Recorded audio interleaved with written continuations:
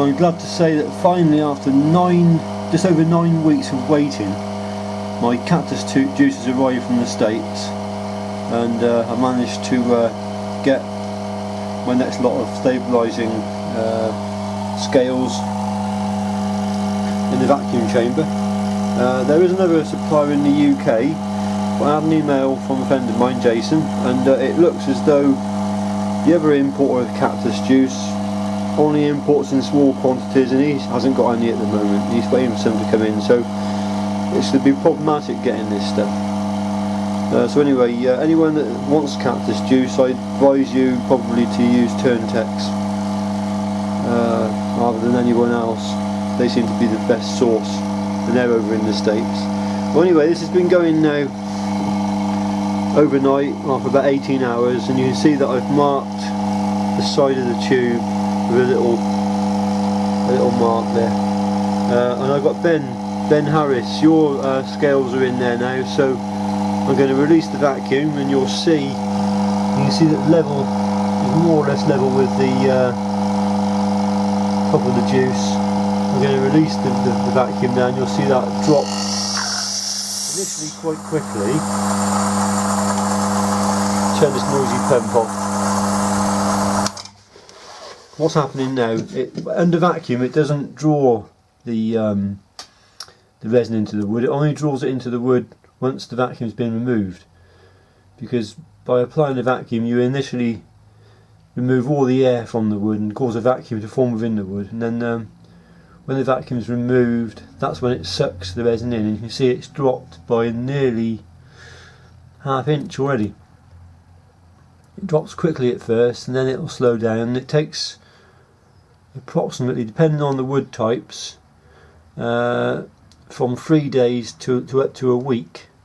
Some woods can take a week to draw the resin in, but in there is a combination of bog oak and normal oak and a bit of maple, I think. So we could be on for I'd say a 5-day soak before that gets properly in there.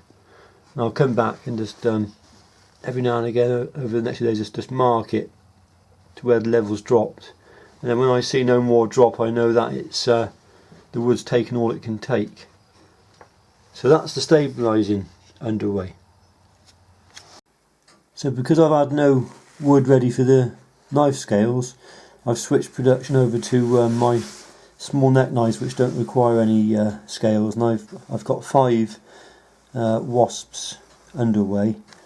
These have been finished, they just need hand rubbing, and I've got 2 wisps. So there's only 1 spare wisp left over, so that'll be up on the website in the next day. I've just got to build these sheaves up, and straps are there. So my day's work today is going to involve finishing these little sheaves for those little neck knives, and then hopefully at the weekend, maybe early next week, I'll be on to the conventional knives again, and hopefully I'll have yours completed then, Ben. So I do appreciate your patience. Midway through my day, and I think I'll have these sheaves finished today. So for anyone that's waiting for a wasp, I know Andy's one of them. I'll have one ready for you, Andy, like I said I would.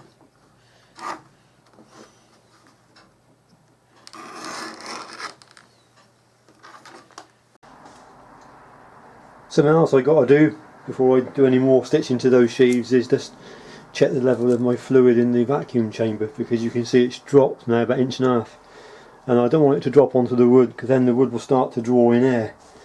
So I'm just going to replenish that level, put some more resin in.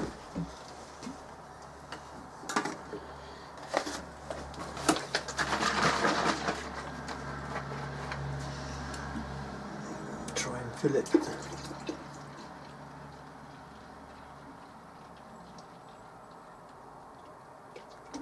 Back up to the mark again. A bit more.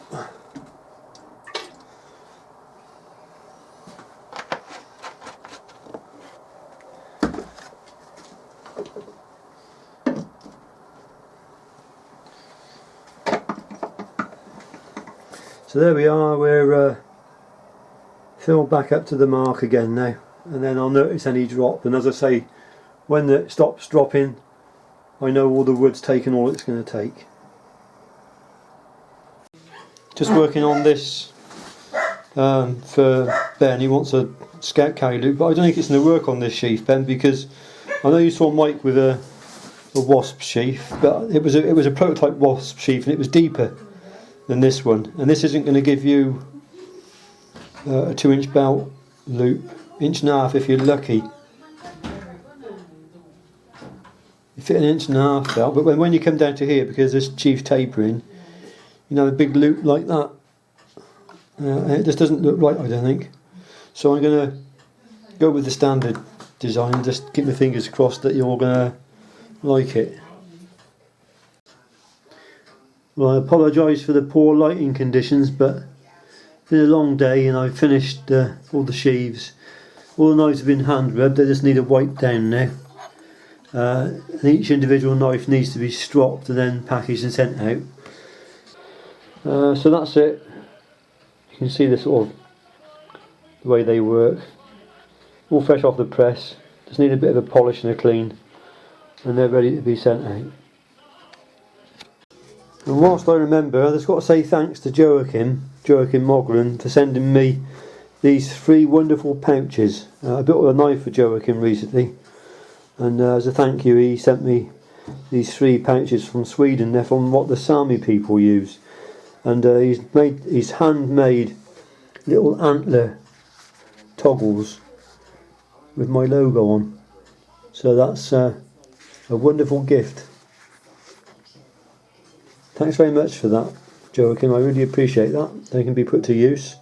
And you say that the Sami people use them for sugar, tea, coffee, salt and stuff like that. So I no doubt we'll use them for something similar. Thanks very much. I think that just about sums this video up. Hope it's been of interest to somebody. Just on a quick note, this is the 3rd anniversary that I've been a full-time knife maker. It hasn't been easy 3 years, especially last year was probably one of the toughest years of my life actually, because Mandy was unwell and off work, and I had to do a lot of caring for her. But by hook and by crook we got through that year, and knife making has kept a roof over my head or over our head and kept food in our bellies. And I want to thank everyone that's supported me in my enterprise, you know, for the last 3 years. And obviously it's been a big learning curve as well, and things just continue to evolve and improve, and I'm always sort of looking even now for ways to enhance things and make things better.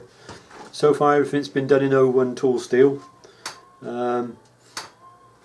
I've been wanting for some time now to broaden my horizons a little bit and venture into stainless steels, and I've got all the heat treat facilities here apart from cryogenics to do that. So I might get it's called a doer at some point to do the cryogenic side of things, so I might venture into stainless at some point in the not too distant future.